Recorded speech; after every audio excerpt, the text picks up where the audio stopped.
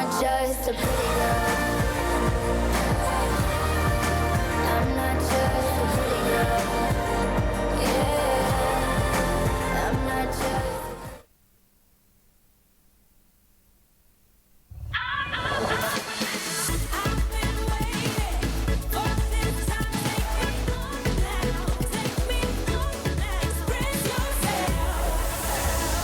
South African, a very warm welcome to you. Welcome to a brand new week here on Afternoon Express. My name is Jeannie D. Now, coming up on the show today, we have got the inspiring Palesa Manaleng.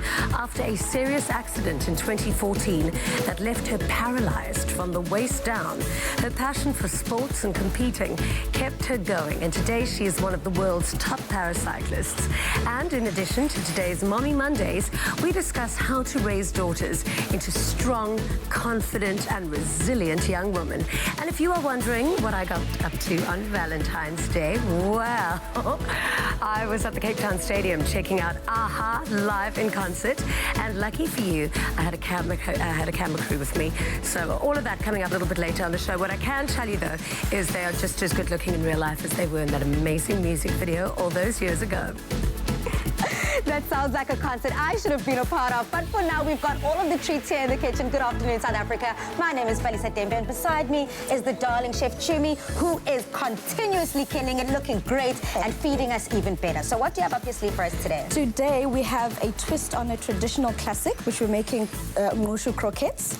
And we're making some delicious tuna sandwiches. That sounds so yummy. I'm very much looking forward to getting into those recipes. And if you would like to try those recipes side by side with us, definitely keep an ear out for those keywords, and you can deliver them to 33650, and you can make sure that you can be trying either an mushu croquette and a delicious Woolies recipe that is perfect for any lunchbox. But for now, we're heading over to Jeannie and Palesa with a very inspirational story.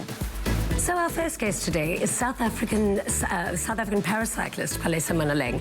Her story is just incredible. It is one of strength and absolute resilience. After a serious accident in 2014, she lost the ability to use her legs and was left paralyzed from the waist down. And today she's one of the top para-cyclists in the world, and she has represented South Africa in 2 para-cycling World Cups. Welcome to the show. Thank you, Gina. Wow, what an extraordinary story that you have that started off in such a tragic way. What happened on the day of 2014 when you had your accident? So I was cycling early in the morning. I was going down a very steep hill. The brakes of my bicycle wouldn't grip. So I had to make a decision to turn right into traffic or try to turn left and hope that the uphill would stop me. And I turned too fast. I hit the pavement, flew into a palisade wall, dislocated my spine, broke 2 ribs, punctured a lung, fractured a shoulder, and sustained a head injury. And I didn't know it at the time, but I was paralyzed at the scene, you know. But my biggest worry at that time was my bicycle. So yeah. I mean, were you aware of what was going on, or were you knocked out? I was fully conscious. Oh, that must have been such a scary feeling. But you know, the funny thing is that when something as hectic as that happens, yeah, you feel nothing. Yeah. So everything around me, I was calm, but everyone around me was panicking. Yeah. I think, so for me, that was very weird, because I kept on asking them, what's wrong? And not giving me a straight answer. They wouldn't give me water. They wouldn't help me sit up. Yeah. I mean, all I wanted to do was go home. Because I suppose the rule is, if you come across somebody in an accident, don't move them until the paramedics get there. Exactly. So paramedics got there, they took you to hospital. When did you discover that there was a lot wrong? After the operation, 2 weeks later, I mean, for the whole 2 weeks, the doctor keeps coming back and he says he's touching my feet. I'm saying he's not touching my feet, okay? He says, wiggle your toes. I'm saying I'm wiggling my toes. He says I'm not. So it's a whole back and forth. And finally, he says to me, you're completely paralyzed. You have no movement, no feeling from just above the belly button down. Yeah. And I'm like, this guy, what is he talking about? And I don't take him seriously. And one day I'm lying in the bed, in the hospital bed, and I'm drinking my water, and my water bottle falls. And automatically you want to sit up and fetch the water bottle. But I couldn't sit at that time, and so I couldn't move. So I had my breakdown. I'm like, these doctors are serious. I'm never ever going to walk again.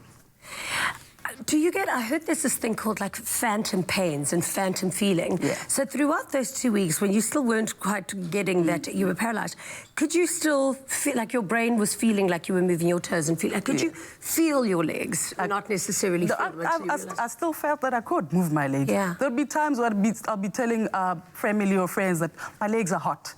And they'll be like, okay. I'm like, and I'll ask them, are my legs crossed now? I'm like, no, your legs are straight. I'm like, okay. But I still get phantom pain now. I don't get the feeling of movement. Yeah. I'd be sleeping or sitting and I'd have a shooting pain. And I'd touch my legs, but I can't feel that I'm... So I'm like, but where's the pain coming from? Yeah. Now, that must have led to such a breakdown, especially because, I mean, you were so sporty, so active. You were always out doing some kind of sport or cycling out in the outdoors. How do you reconcile with the fact that you can't do that anymore? It was one hell of a journey. Yeah, I can because it's the battle is here, Yeah. more than physically. I think for me the most important thing was that in rehab, where my doctors showed me videos of other para-cyclists who were taking part in sports. I didn't know that you could take part in sports as a differently able person until after I became differently able. So for me that was a shock. And I was like, hey. So actually I can take part in sports. I might not be able to play soccer or hockey or cycle the way I used to, but I can do it differently. Yeah. I mean, they cost excitement. I was like, oh, now this is going to be cool. Because it's not over. There's still so stuff that many you can things do. There's so many options. Exactly. But I believe that you were, I mean, so radically strong. Like, your strength absolutely blows my mind.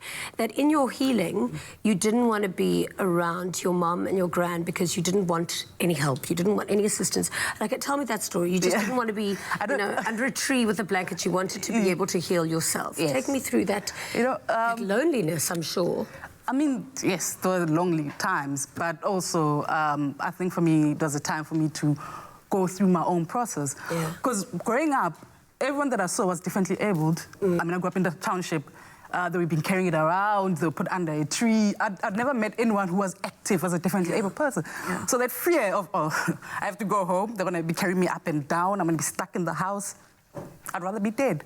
So what's the point of being given a second chance at life and then being stuck under a tree? And also, the biggest thing about my mom and my gran was that the way they looked at me. They're constantly falling apart, and I just couldn't. Can't have that. So I had to go through my journey, but also I had to give them an opportunity to go through theirs without them hindering where I wanted to be. So it had to be done. So I pulled myself out, and I said, I will take care of myself, I will stay in Joburg, and I'll do it. Everyone else just back off a bit. Do you know a lot of people just don't possess that strength that you have? Like, I mean, at one point you had fallen off the toilet, but instead of calling anybody to come help you, you would rather stay there until you could help yourself to get back up on your chair. I mean, you've got to be so grateful, I suppose, at one point that you've got that in you, that you've got a fire burning inside yourself, that you just won't let anything stop you. It's do or die. It's do or die. I mean, if you make a choice that I'm staying, then stay and go 100%. I can't stay and call everyone every now and again, hey, I'm stuck, hey, I had to figure it out for myself. You have yourself, and what a blessing to have yourself. So when you realised that there were sports that you could do as a differently abled person, what was your first option? Cycling. So tried out cycling, tried out wheelchair racing, did some rowing, sitting, shot put, swimming. I was like, cycling.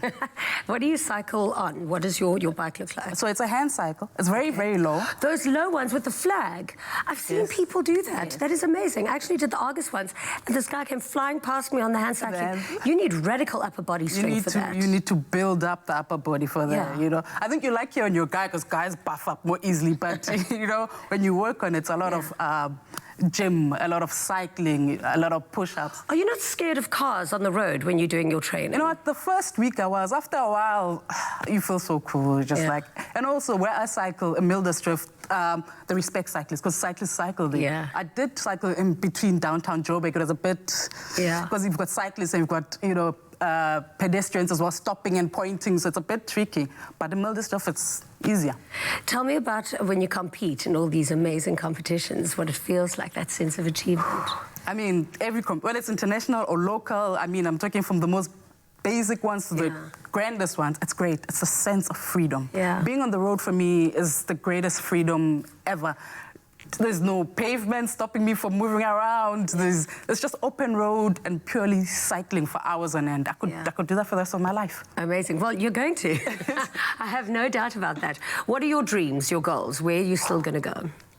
I'd love to represent South Africa at the Olympics, the Paralympics. Yeah. This one's, the future ones, come back with medals. Oh, I can't wait to see you there. I know that you're going to make it. I'd love to see the sport develop in townships, in rural areas. You know, I don't want people to become differently able and say, oh, there's an option. You know, I want the kids who are born differently able to know that they can do anything. For me, you know, my dreams involve beyond not just me, but other people as well, achieving and growing the sport in South Africa. Imagine, you know, a whole team going to represent South Africa or Africa and come back. And the lesson in that, so it's the beauty in the sport that you're doing and your absolutely incredible achievements, but what the lesson that I learned from you and why we are honouring you here at Afternoon Express today is because through such radical hardship and such tragedy, I suppose, you've managed to find that silver line of beauty and make your life really, really amazing because of it. Well done. Thank you so much for sharing your amazing story and for your strength and resilience. It's really inspiring. Absolutely, a story about moving from strength to strength. And this is just a lesson to all of us that doesn't matter what you're going through. It doesn't matter what trials and tribulations you're faced with. You can do it, and you can do it bigger and better than ever. Now, coming up after the break, it's time for the dish of the day. It's a South African spin on a classic French croquettes. But instead of potato, we'll be using samp. I'm looking forward to that. It's Stambo.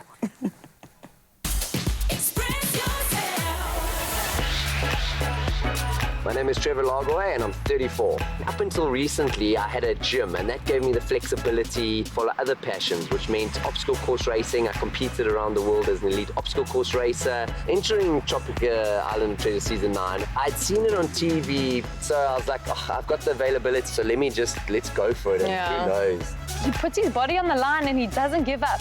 If I win, I will definitely put a big portion of the money towards very close friends of ours that have a child that has muscle dystrophy. Lucas was diagnosed with element A CMD, congenital muscular dystrophy. Internationally, there's about 7 of them. Lucas means light, and the whole idea behind it is to give hope. We're all so grateful for him and Daniela. When you have people like that, it's like actually kind of cool, sorry. Oh, how can you not be excited in getting the opportunity to go to an island to play for 1 million rand? Tropica Island of Treasure, Season 9, coming soon to SABC 3.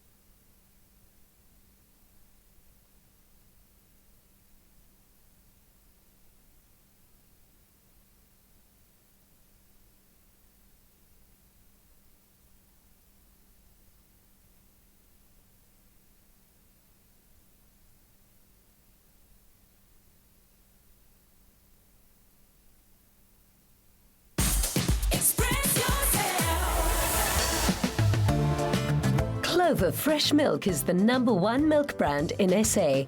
Made with love by Clover.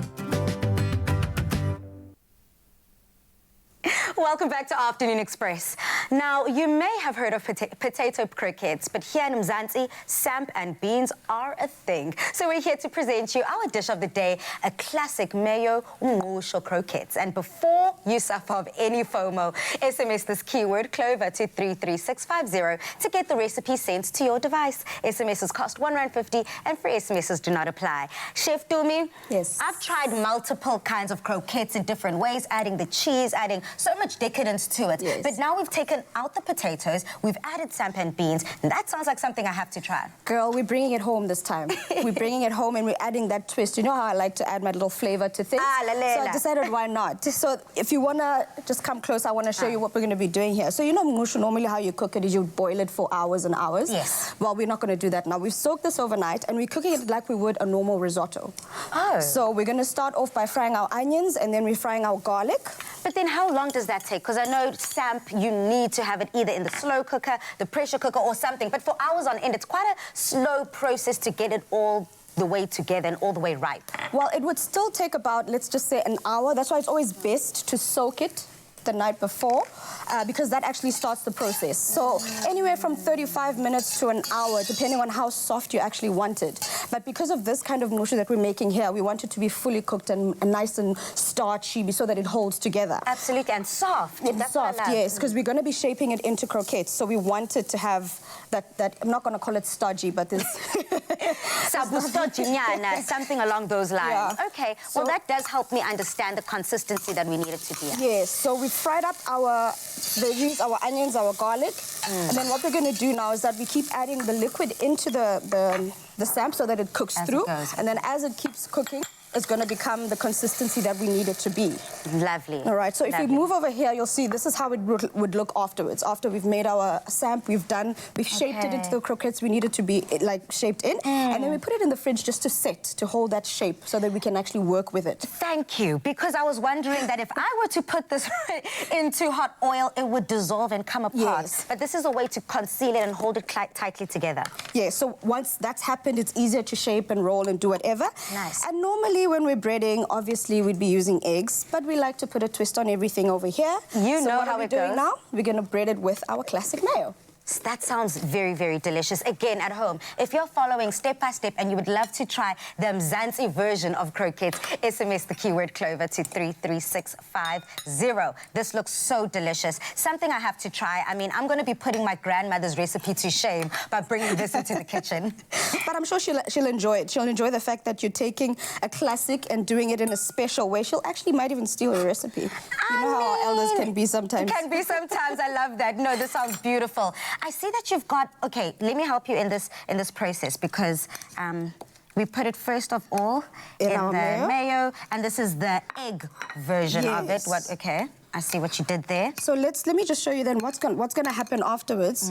Well, actually, you can leave those. If you come over here, we've already breaded our croquettes, so now we're going to fry them. We just want them to be nice and brown. We don't want them to overcook because the mixture's already been cooked. Oh, nice. So all we do now is we want that nice golden brown color on the outside. And I can see that that oil was hot already, ready for action, ready to get in. Correct. So it's already par cooked. All we're doing now is getting that nice brown color on the outside. Nice. And once all of that is done, this is how your croquettes are going to look at the end. Delicious. A nice golden brown croquette. And because we're using our classic mayo, the star of the dish, that's actually what you can use to dip your croquettes in.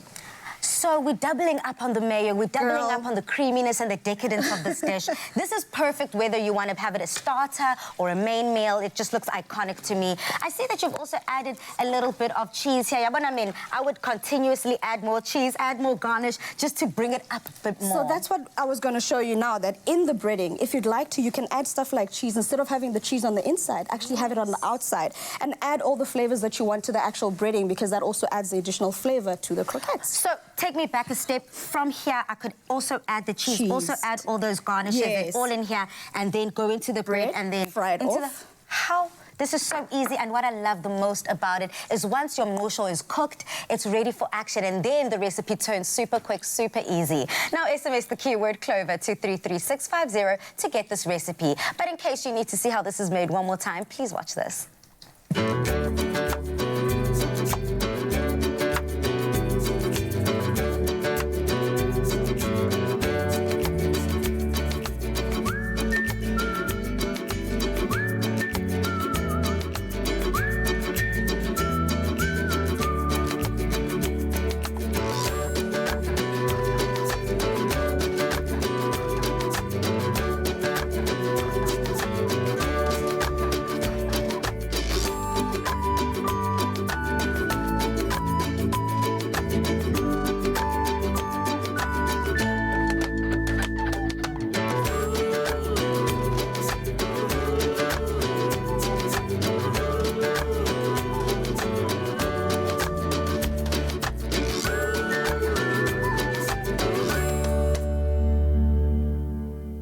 Made with love by Clover. After the break, it's time for another edition of Mommy Mondays. And today we discuss how to raise your daughter in a confident and resilient woman. Plus, we show you how to prepare the perfect packed lunch that's not only good for your health, but for the environment as well. Clover Fresh Milk is the #1 milk brand in SA. Made with love by Clover.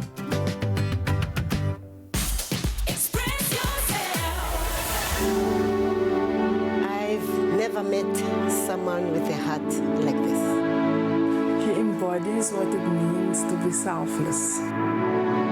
Even when I was in a state of panic, she saw me through bravery. Often the bravest people don't see themselves as others do. Join us in celebrating these brave heroes. Nominate the pharmacists and healthcare professionals in your community making a real difference and stand a chance to win 5,000 Rand.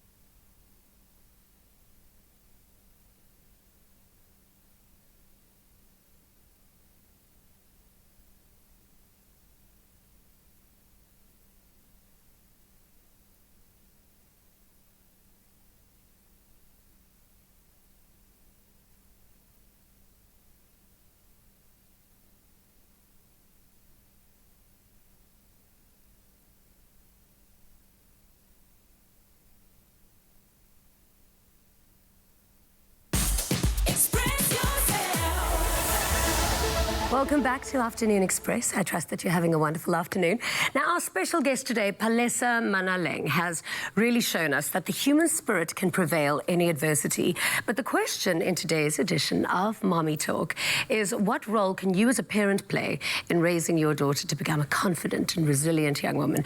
Now, guiding the conversation today is parent coach Laura Markovitz. Welcome back to the show. Thank you. Good to be here. Long time no see. It's always such a joy to have you on the show. Thank you. It's lovely to be here. When we look at Palesa, an example, I mean, I think nowadays we live in a world where it's so vital for women to have radical self-confidence and to be resilient. But as a parent, that must be quite a challenge to try and instill that in a young girl.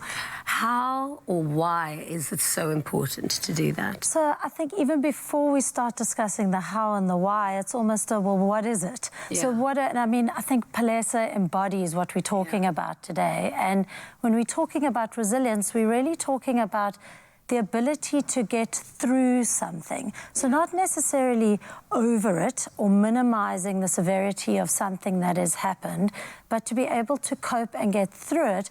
And so it's not necessarily just a pick yourself up and dust yourself off, it's to get through it. So sometimes that's very hard and we've got to go through that process, but how do we get to the other side? So that's resilience. And then we're talking confidence. And if we're wanting to bring our daughters up to be confident women eventually, what are we really talking about? We want them to be able to express themselves, to be able to articulate their needs and their thoughts, and also to have a sense of self-worth so that they have value in the world, and that they have self-efficacy, that they can effect change.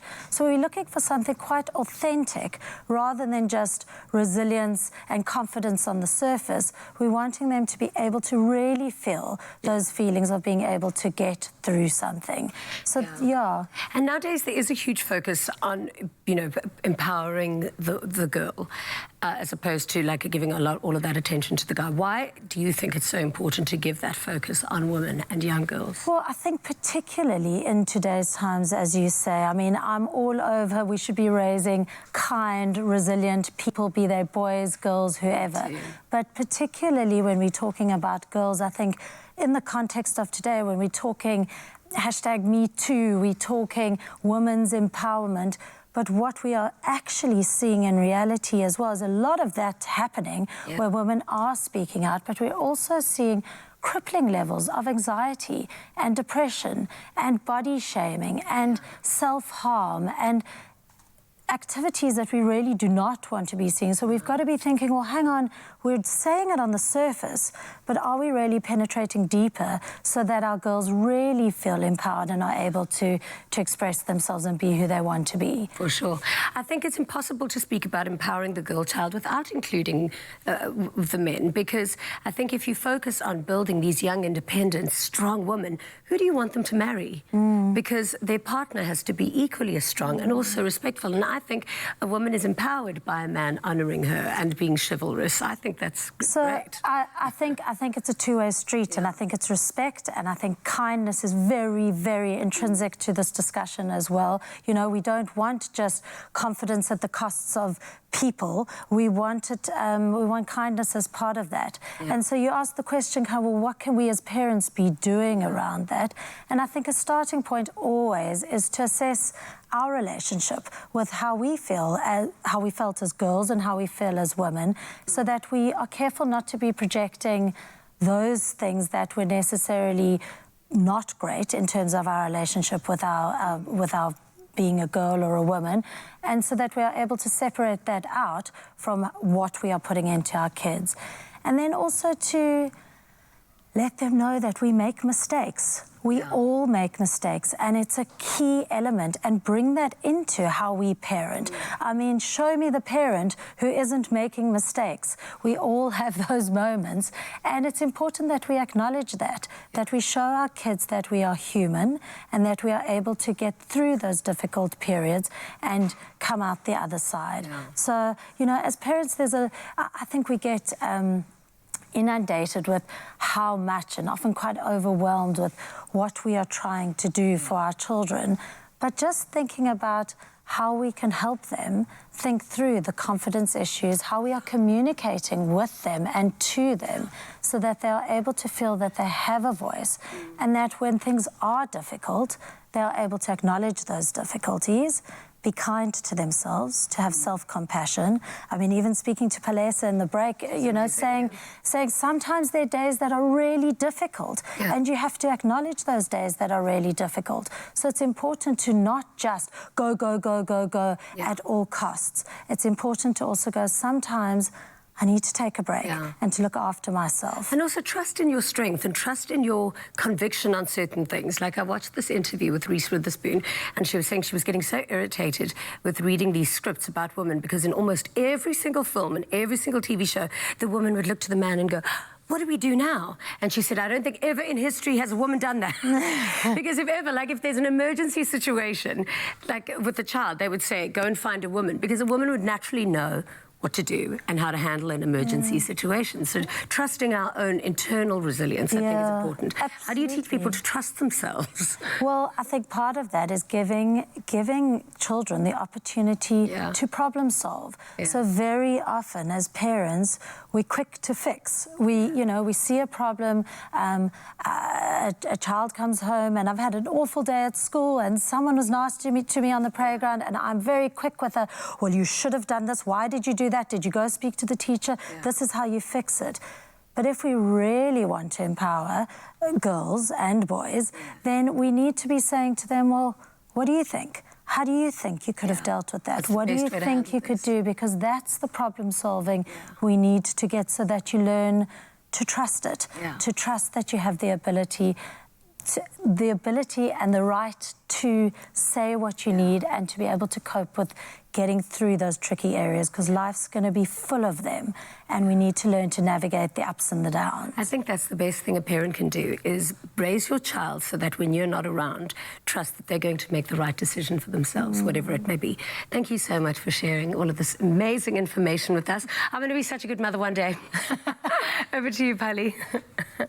As we navigate our way through parenthood, now we're going to navigate our way in the kitchen. How much plastic and paper wrap do you go through when packing lunches? Well, worry no more, because Woolworths has come up with a way to care for your family and care for our environment. Their earth-friendly beeswax food wraps and insulated sandwich bags will ensure that you do your bit in conserving our environment. Now, Chef Chumi is going to show us exactly how to use these products with her tuna and yogurt sandwiches. To get this recipe, simply SMS the keyword Woolworths to 33650 to get it sent to your device. SMSs are charged at $150 and free SMSs do not apply. Chef Chumi girl, yes, you have promised a lot here. I have. We're friendly in the family, but also friendly on our environment. That is so crucial, because everyone is having this green conversation. Yes, we're all trying to make sure we keep it healthy, not just for our bodies and human beings, but for the entire planet. You know, we want to do the right thing, make sure our kids have a planet to live in. Exactly. Sustainability is the conversation here. So one of the few things that Woolies has done is that they're making it easier for us. Packaging, stuff like that. I'm a mom, so I also pack lunches every once in a while. And I know how tiring it is to constantly have to throw away papers and plastic wraps and all of that. And now Woolies has introduced these lovely packaging equipment that we can actually use. I think that these are so cute. They've got little designs on them. They're very, very family friendly, of course. Very, also something that the kids can engage with. I know how you said that you just normally discard those paper wraps and foils. My mom used to shout at me and say, who's going to buy more foil? So what I had to always do is clean it out. But that's also not necessarily the most healthy way or clean way to live. But these are so easy because they're easy to clean. It's not like foil, where foil has crinks and folds and creases that you can't get into. This is so easy. I mean, this beeswax paper, guys, talk about convenience, talk about earth-friendly. And I love the cute little beeswax design that they've got on this paper. Brilliant. So it's reusable. It's good for the environment. It actually, they made it with cotton, resin, tea tree extracts, as well as jojoba oil. So it actually is quite natural itself, and it's reusable. So you wash it, put your baby sandwiches in there. Like, let's just actually make a sandwich. Yeah, let's make a sandwich. Show you how it's done.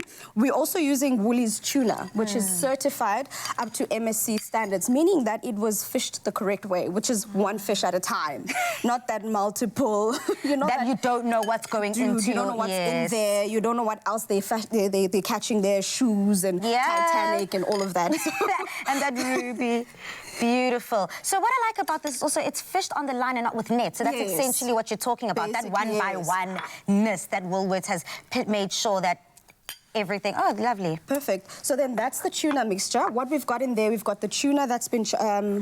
covered in the mayo, mustard, as well as some parsley and celery. Obviously, we also want to make sure that our kiddies' lunches are healthy as well. So we're trying to use ingredients that are good for their tummies as well. And kids are sly. As soon as they see green, as soon as they see anything that's a vegetable color, they run away. But this is a beautiful way of incorporating the protein and the nutrients that comes in those veggies all up together in one very hearty sandwich. Trust me, when your kids dig into this at lunchtime, they're going to be paying attention the next lesson because Yes. they're going to be fed, not worried about the stomachs, but more worried about the books. And these insulated sandwich bags are great because it means that they keep the food fresher for longer. So I would like to go into just looking at this one. This one is easy to see. It's transparent, so you can see exactly what's in there and the material that it's made out of. But I'm quite curious about this as well. So let's start with the beeswax so you can actually see how it works and what goes on here. Okay. So if we start with our beeswax first, I'm going to put it down on the... Yes, so we put that down. The best way to get it to be more pliable is just to try and warm it up in your hand so that it's easier to fold. Oh, wow. Yes. Because obviously the beeswax, it can get a bit stiff. Yes, so it's easier just to rub it in your hands a bit, get it a bit warmer, and that helps with making it easier to fold. And then just like you would with normal foil or wax paper wrap, you just fold it over, and then that becomes your paper wrap or rather your wrap for the sandwich or whatever else you've got for lunch for the babies. Oh, I love that. And then this is your sandwich wrap. You can then either use the reusable sandwich bags, the lunch bags, which means you can put these straight into your baby's...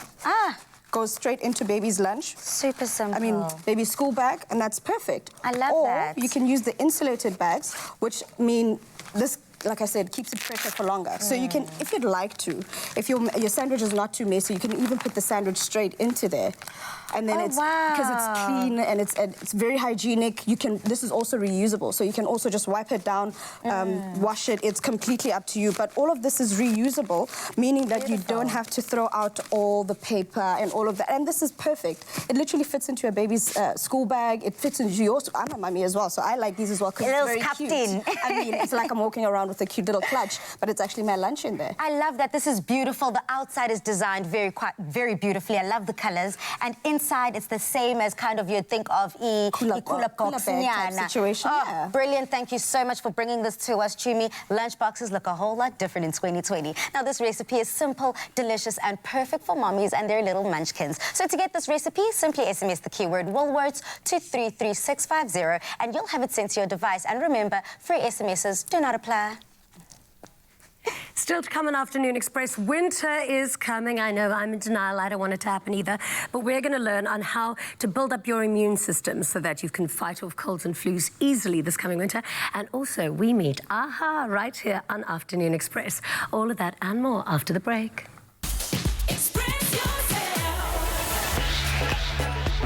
My name is Darren Solomon and I'm 22 years old. If you look good, you'll feel good, and if you feel good, you'll do good. The reason why I entered Tropical Island of Treasure Season 9, I'm a highly competitive person and I love a great challenge in life. I mean, as you can see, I've got the physique. Leading up to the competition, I'm going to be playing some mind puzzle games because I know that they're always going to throw in a cheeky twist on the island. He's the most kind-hearted individual I've ever met. When it comes to his athletic abilities, 10 out of 10. His navigation skills, he's a bad navigator. So if he can just work on that, he'll be fine. When I was selected as one of the candidates, the first people I told was my uncle and aunt. I think Darren has a very good chance of winning. He's very much determined, he's super fit, and he's very competitive. They were just like, what are you going to do next? What are you going to do next? And I was like, I don't know, I need to work out, I guess, for this show. Catch me on Tropical Island of Treasure, Curacao, coming to you soon on SABC 3.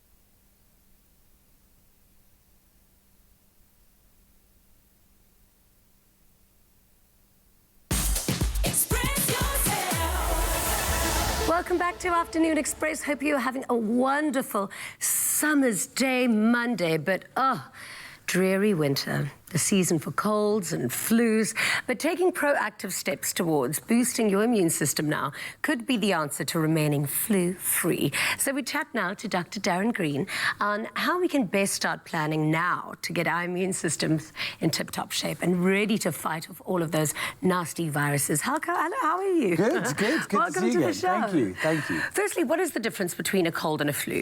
Yes, great way. Is there a difference, though? There is indeed. Cold symptoms are generally quite mild. It involves just a bit of a itchy, scratchy nose and maybe a little bit of a tearing eye. And that's it. Whereas, obviously, flu involves a specific cause of the symptoms, and it's a more systemic reaction, like to viruses specifically. And in this case, obviously, the influenza virus. And there's a whole family with cousins, obviously, of that virus. So you then have a dramatic systemic response with muscle pain, fever, joint pain, and then obviously the cough and more significant symptoms. And do you get either one of them from having a low immune system? Yeah, so your immune system basically is designed as a police force, basically, to protect you from invading organisms, whether that be bacteria, fungal infections, or viruses. You're designed to recognize them early and destroy.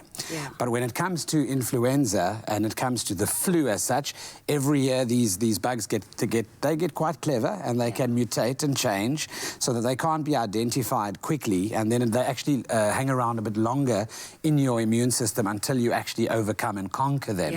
And that's the whole issue of immunity and vaccination, etc. So flus and things are actually like little bugs, and they come and they settle into your... It's all living. And they need a live host in order to replicate and to survive. It's quite scary, actually. What actually happens to your body then when you get these, when you inhale these little bugs that are now settling in? When you shake the hand of someone and then ingest it on a sandwich, and it enters. Well, listen, let's hope it's only flu that we're going to be getting when you're shaking the hands of people and not coronavirus. Of course. I avoided drinking Corona all week because of that. Okay, so what actually happens to your body? When you ingest, so when the virus enters your body, what happens is it enters via droplet spread normally. You'll either inhale it or ingest it. And what happens is once the virus enters you as a live host, it can then mutate and have the ability actually to replicate and to multiply. But while it, like, what's making us sick? Oh, so your body recognizes this invading organism. And then it starts sending an army with different identifiers to the site where this infection is, and then that process of you actually deploying your army and your specialized cells makes your temperature go up, for example, can cause you to feel a little bit fatigued and tired as your body launches the attack, and that's what happens, obviously, in the early phases of your immune response. Okay, why is it so dangerous for us to exercise?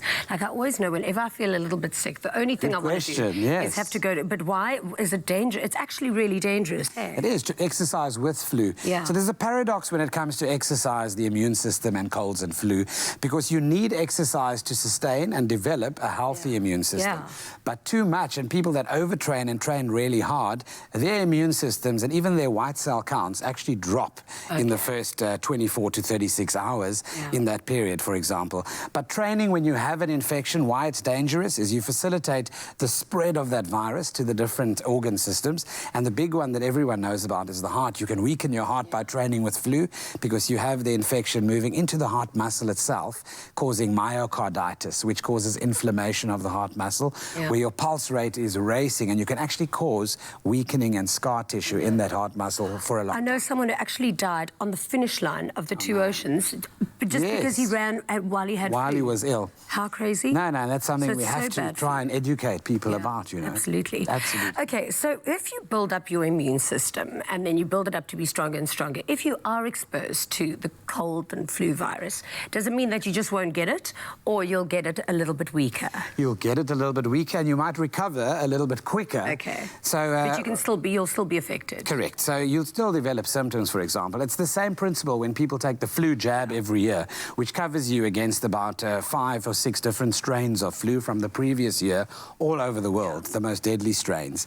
But that doesn't mean you won't contract the flu. It means that when you do get it, in terms of dying of the complications of flu, your chances are made less. Okay. And is there a proper, like a right way and a wrong way in order to take supplements, for example, to build our immune system? Like, do you have to build up on a course while you're taking them, or just start taking them while you're starting to feel sick? Yes, that's a very real way of answering it, but asking it. So yes, certainly, when do you need supplementation? You need supplementation when you aren't eating properly. Yeah. One of the big causes of a weak immune system is lack of sleep, not eating properly, poor nutrition because our pressurized lifestyles, and then obviously you would need certain micro traces of different elements and vitamins and so forth that are associated with building up your immune system. So what do you recommend we start doing now so that by the time the winter starts, we're actually going to be all sorted and we'll have less sick South Africans? Yes, there's lurgies. So I think the first thing is the first thing is nutrition. Yeah. So eat more veggies and fruit, obviously not excessive fruit for too much sugar. Yeah. Also look specifically at sleep. You need rest for your immune system to actually generate repair in the body tissues and so forth. Remember to hydrate, obviously, as well, and hygiene. Crowding in winter when it gets cold, we all flock together around a fire in our houses, around heaters, etc. And we don't like washing our hands or going into the cold, etc. So hygiene also takes a dip. Okay. So be aware of those spaces, shared spaces, confined spaces, and adhere to good hygiene, eat properly, sleep enough, and then exercise. Yeah. But not too much exercise so that you actually render the immune system weaker. I don't think I'm ever in danger of doing too much exercise. And of course, supplements like Immuenza, we can start now so that we will get ahead of the season. Yes, amazing. Absolutely. Okay, thank you so much. Thank you. I'm definitely not getting sick this season. Now, winter is coming, but fortunately for us, we actually do have time to prepare our immune systems from any nasty viruses that may be coming our way. Thank you. Looking for immune support? Remain at your peak all year round with Immuenza.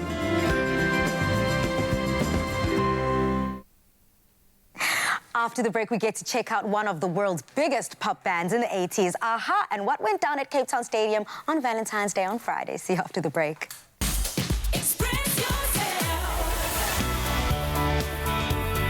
Enjoy the ultimate family safari experience at the Protea Hotel by Marriott Krugergate. This offer includes upmarket safari lodge-style accommodation on the banks of the Savi River in our Queen guest rooms for 2 adults and 2 kids sharing, plus a buffet breakfast and dinner daily. With rooms from 3,200 Rand a night, take this magical African safari and spa-scape to the Protea Hotel by Marriott Krugergate.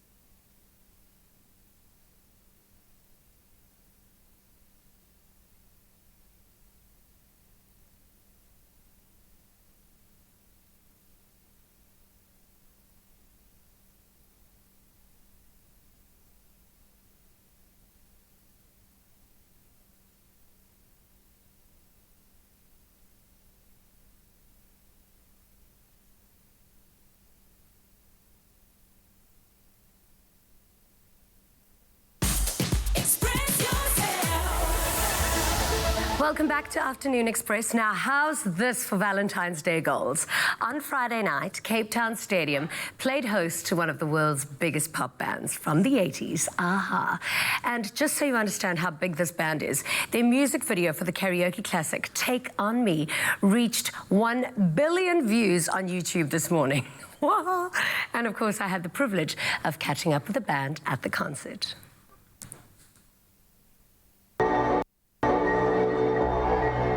Afternoon Express and I have the thrill of a lifetime today by going behind the scenes with the members of global phenomenon AHA as we find out all about their 2020 world tour.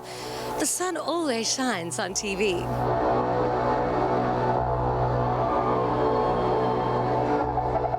Welcome to Afternoon Express. I have to tell you that this is such a joy to have you in South Africa and, of course, to have you on our TV show. I think everyone in my generation just is filled with so much nostalgia seeing the two of you here in South Africa again. But what brings you to South Africa as part of your world tour? We just realised the last time we were here, we were probably 94. So, and that's, time has flown. No, we think it's great to be here. I don't know why we haven't come back before.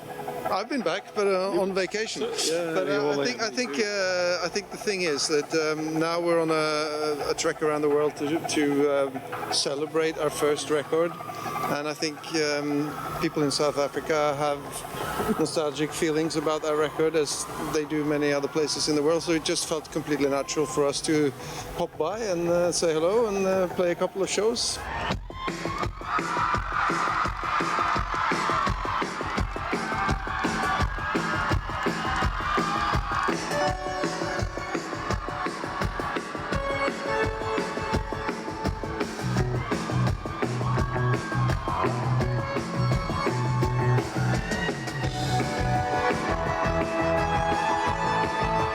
Think of one of the most iconic sounds of the 80s. You wrote that when you were like 14, 15 years old? Were you, Meg? Something like that, yeah, I think I was 15. So I kind of peaked at 15. I don't think, you ever realize what is going to define you. I think we didn't know what would define us as a band. We've done a lot more things, but that song has clearly been the one that has traveled the furthest and is still out there working for us. So this tour that we're doing now, we have actually reconnected with the guys who did the video. Steve Barron, the director, is here tonight. The people who did the animation is also doing stuff for the show. So it's kind of a nice, circling back and reconnecting with the people in the past.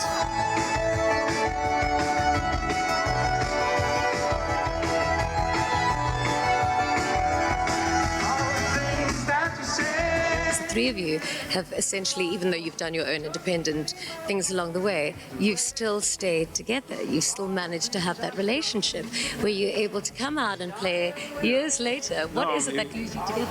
I think we are grateful for being able to do this and having been able to do it for so many years.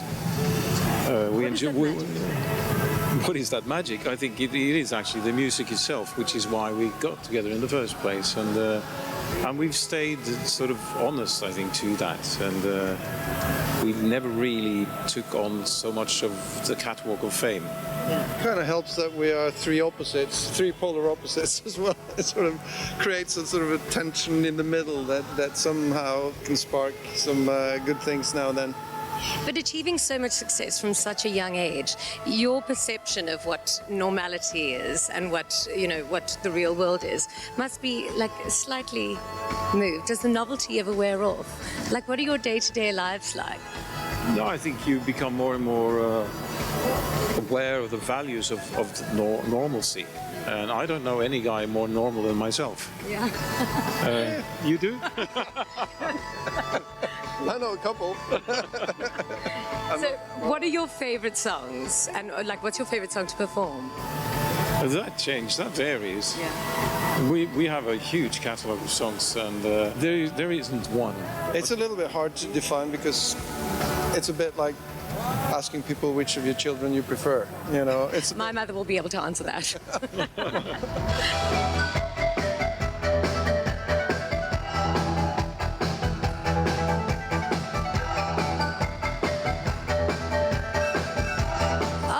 was just incredible. I can just remember being a little 10-year-old girl watching this band with all of their passion and power and beauty. And it just goes to show, star power is a force to be reckoned with, because they have not changed a bit. Aha! I love them.